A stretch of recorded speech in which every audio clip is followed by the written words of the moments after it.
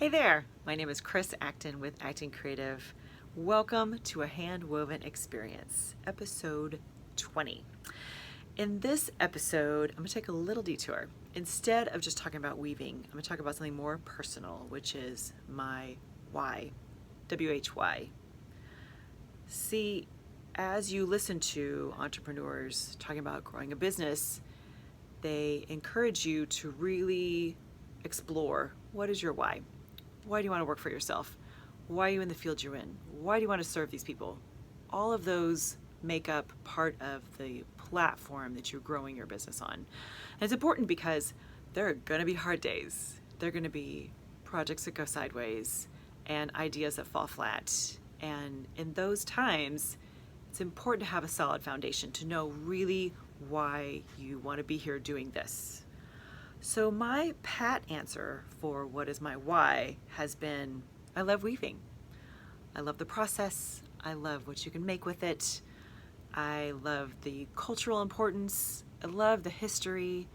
To think weaving was one of the first crafts ever in humankind is pretty mind-boggling. So that has typically been the short answer. But I thought today I would pull back the curtain a little bit and tell you a little more about my why and how I've come to be here. So let's start with color. For me, weaving and color go hand in hand. And color is a big deal. Growing up, my mom was an elementary teacher, and her idea of a perfect gift was a Crayola box of crayons. Birthdays, Christmas, the start of a long road trip, she'd always whip out a box of crayons. To this day, I love a Crayola box of crayons. And I am one of those people that has to put them in order. You know what I'm talking about. Has to look like the rainbow in the box. It makes me immensely happy. I'm one of those. In college, I was a music and interior design double major. And for my interior design program, we took a class that was color and design, logically enough.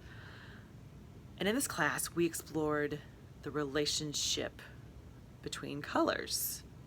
And I remember doing a color study one day, and it was basically a beige, and you put it next to a green over here, and then you took that same beige and you put it next to a light pink over here. And you would have never thought they were the same color. It was magic. I just remember thinking, that is the coolest thing I've ever seen. And how do I do more of that? Which leads into weaving beautifully, for sure. Pattern. Let's talk about pattern. Oof. I love it. I think part of it's my music background. That's part of why it's so appealing to me. Because music is all about pattern and rhythm. How do things fit together? See, I was a flute major in college, but I also always played the piano. And I remember when I first got into weaving and Dad saw me sitting at the floor loom weaving, and he's like, well, no wonder you love this. It's just like playing a piano. I was like, see, I never thought about it, but he's totally right. My friend Laura does coaching, and she works a lot with creativity as a tool. And so I've been part of her creative journaling group for a very long time now. And when she has us just doodle, you can always pick out my work because it's always very regimented, there's a certain pattern to it. There's always, I'm obsessed with them. So it makes sense that weaving would have been in my future. Fabric. Oh, what is better than fabric? Growing up, my grandmother was a home ec teacher, which is kind of important to the whole story. So therefore, my mom was a brilliant seamstress. And I remember being young, I have no idea what age because my memory is horrible, but I remember she taught me and two other neighbor girls how to sew like a basic, I think we made like a nightgown. It was a gingham check. We all got to pick which color of gingham check we wanted to do. And we each learned the basics of sewing through, this little class that Mom offered. But we were always working with fabric. I made a prom dress one year. The irony of all of this is that at this point in my life, oof, I am not gonna sew even if you paid me all of the money in the world. It's not my thing these days. But my love of fabric has not changed. And I think it's the tactile nature of it. It's we have it all around us. It's so important to our everyday life. I love that. And lastly, I would say craft in general. Making things for someone else is important. And that is a philosophy that's been in our household growing up, and I've taken it through my entire life. It is special when you take the time and the energy to make something by hand. For you, for someone else, it doesn't matter at that point, but there is some kind of magic in making something from scratch by your own hand. I remember we were making Christmas gifts for people, and one year we did these octopi, that's the plural, right? Octopi. And you took a skein of yarn and you put the styrofoam ball in the top, and you wrapped the yarn around it, and you did the top so you had like a mohawk kind of idea, and then you braided the legs and you glued on the googly eyes. Okay. To see it now, it would be kind of juvenile and cute and sweet, I'm sure, but I just remember it being the coolest project ever. And we gave those away to neighbors and family and friends, and I was so proud of those octopi that we made.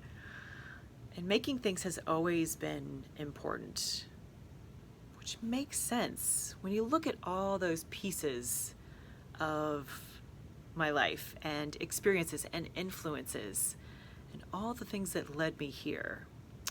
I was in the corporate world for years, and I just remember one day thinking, I just want to make stuff. This job is fine, but it's not fulfilling. I'm not passionate about it. Just want to make things. And I took a weaving class shortly after that, and it all changed. One day I was like, I could weave all day long. Pay me, don't pay me, whatever. This is what I can do every day for the rest of my life. That really kind of sums up more about my why. It's not just that I love weaving.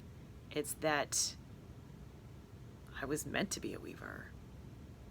I had all these experiences and influences and different people in my life and journeys and trips and all these things that led me to sitting at a loom and making gorgeous fabric. Whew, that was kind of long, wasn't it? But I hope that as you watch this, you start to think, where am I? What's led me here? What's been important? Where do I want to go? Those are all important things to evaluate on occasion. And I would love it if you shared some of your why with me. That would really be amazing. If we could all just dig a little deeper and be like, here's part of why I am who I am and where I want to go and why it's important. I know this is kind of a departure from our usual Handwoven Experience episode, but I thought it was important, and I hope you heard something in there that struck a chord, that made you think, maybe it's time for me to journal a little bit or take a little time just to think through that, because I think you're right where you're supposed to be. But it's good to know where you came from in order to have a path going forward. Anyways, that's what I have for you today. I hope it gives you something to chew on. Let me know what your thoughts are. I would love to hear from you. Have a wonderful week, my friend, and happy weaving.